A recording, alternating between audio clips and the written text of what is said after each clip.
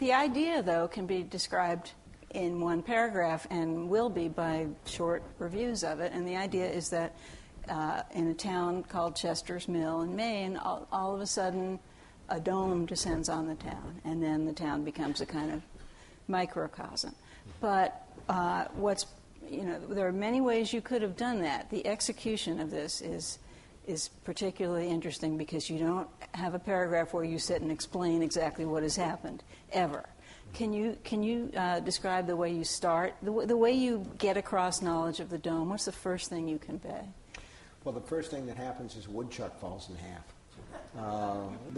We set up the scene where there are three things going on simultaneously, and this is almost verbatim from the first draft of the book, the first try at the book in 1976. I lost that manuscript. And by the way, I just want to say one thing.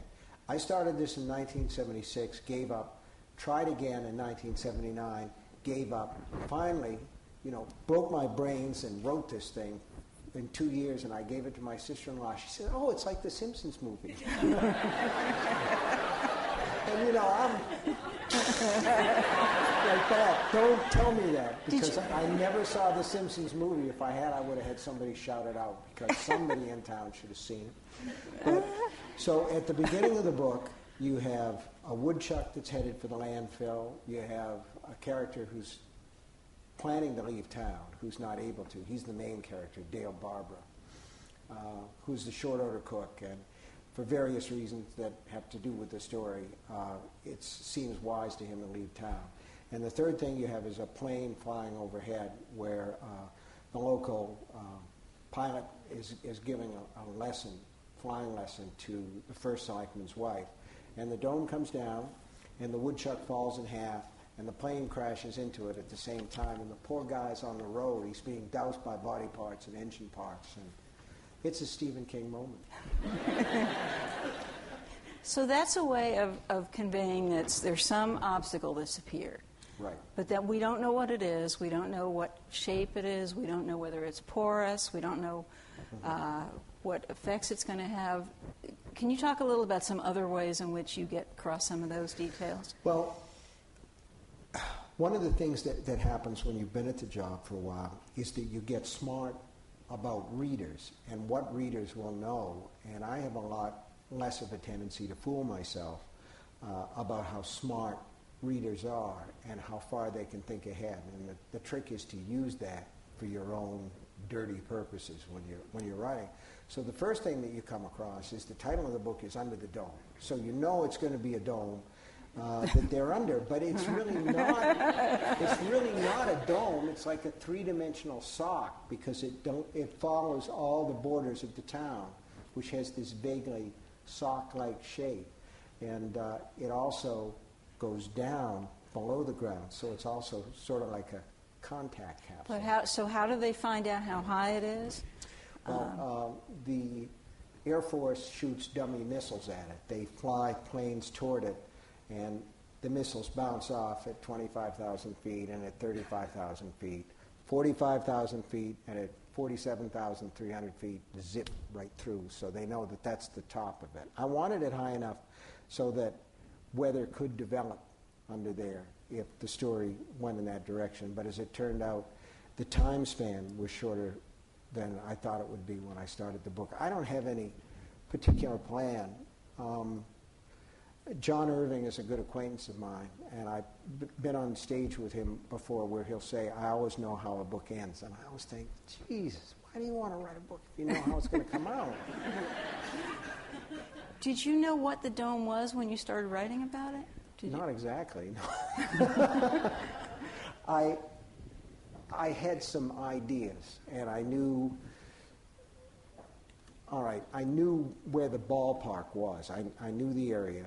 And little by little, it's almost as though as the story goes along, there's only one place it can go. I don't know where that is, but the options fall away. It's not like if you start from New York City and you're going to Podunk, Iowa, your choice of roads is infinite to start with. But the closer you get, the less roads there are, until finally there's only one that'll take you there.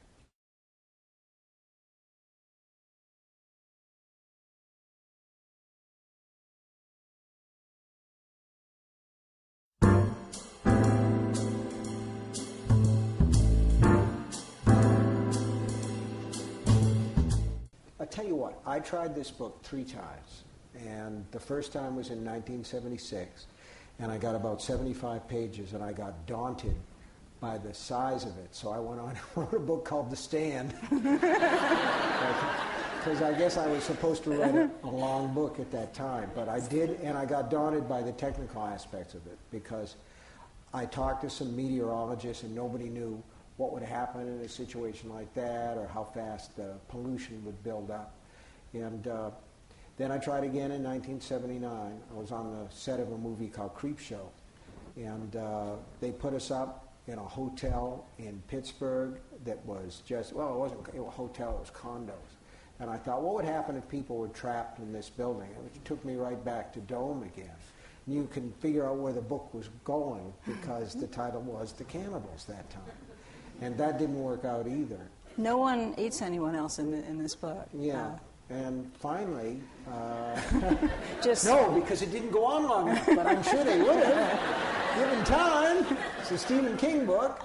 I just want to say about this book, we're going to talk about it in some detail, but we're not going to give away anything about the plot. However, as you've all read Stephen King's books, you know that none of them has ever ended with the line, "and then they lived happily ever after." Okay?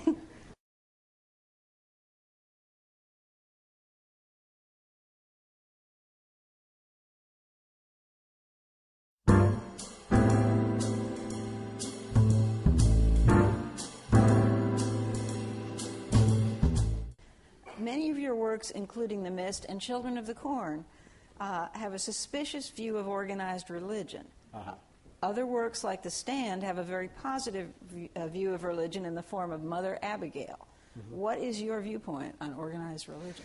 Well, this book is also about organized religion to a degree, and I just hate people who wrap their political ambitions in God and the church and that sort of thing, and say, you ought to do this because it's God's will, or because God told me to. I don't just hate it. It gives me the absolute creeps. And it's one of the things that Jim Rennie is a deacon in the local church, and the church has become a meth factory. I don't think that's given away too much. And if there's any, I wasn't going to mention that. If there's any symbolism in that, it's that, it just seems to me that Marx was right, that religion is the opiate of the people when it's organized religion.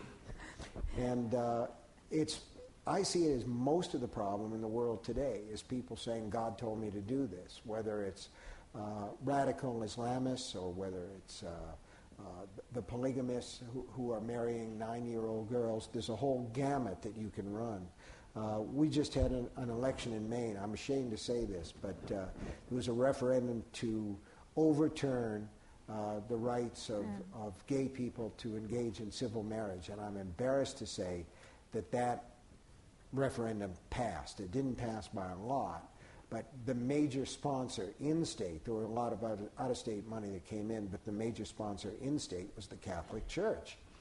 And I was raised in a religious environment. I've got a lot of Bible, and I've used a lot of it, and I do believe in God. I believe in some kind of a higher power, which is probably something I picked up to a degree in one of the recovery programs that I'm involved in.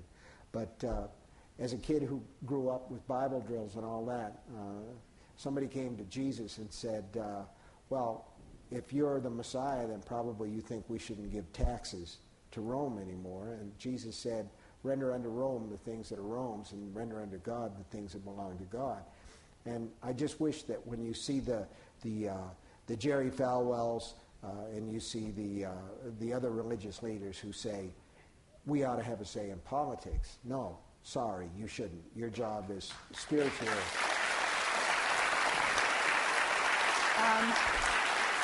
Your job is spiritual guidance. I've always been amazed that the Catholic Church would come out and go into states and say, we want to support legislation that keeps women from choosing to have an abortion if they need to have an abortion. Well, if you don't want to have an abortion, don't have an abortion, for goodness sakes.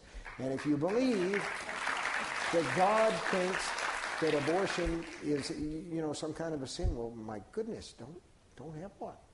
But don't make it a law that says Susie X over here, don't believe what you believe, can't have one. So that's a problem. But God is not a problem. God is a solution, it seems to me, for a lot of people. And certainly, even, and I'm not entirely sure, I could die and get into the afterlife and discover it's run by Rodney Dangerfield, all right? Which would be a shock. Nobody really knows, and in that sense, I'm an agnostic. But I do believe that belief in a higher power increases a person's humanitarian abilities.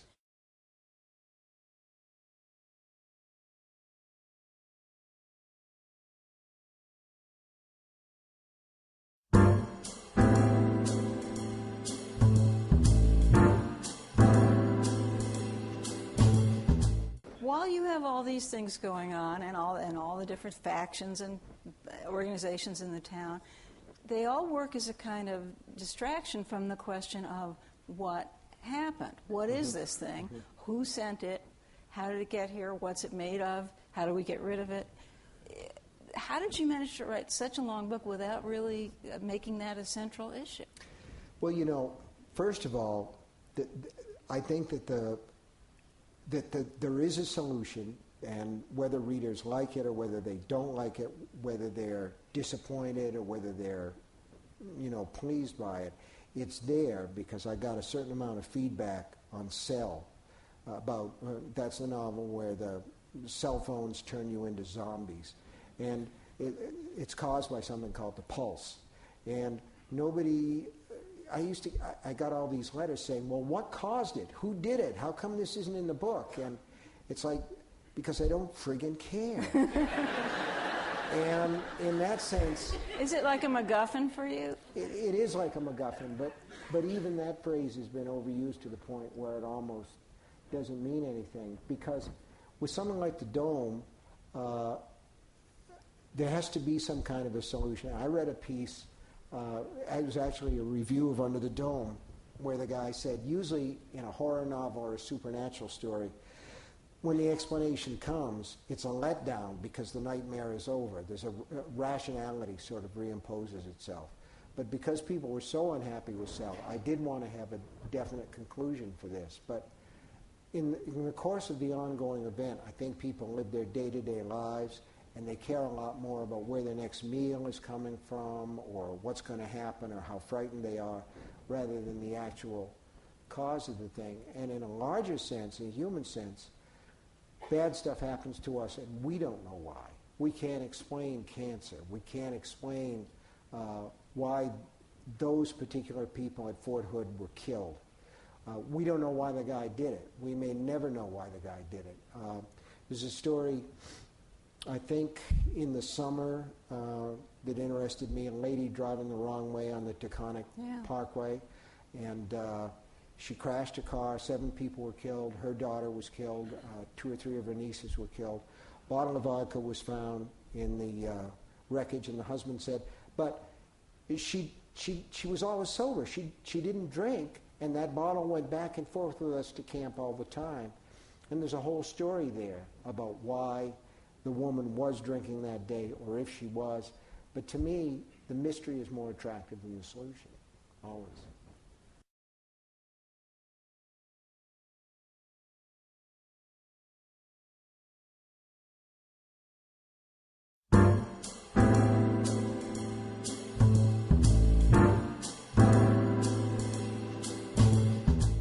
Do you recommend that new writers first gain a formal college education in an area like English or journalism, or would it be equally beneficial, or perhaps more so, to grow as a writer simply by continuous research, writing, and reading?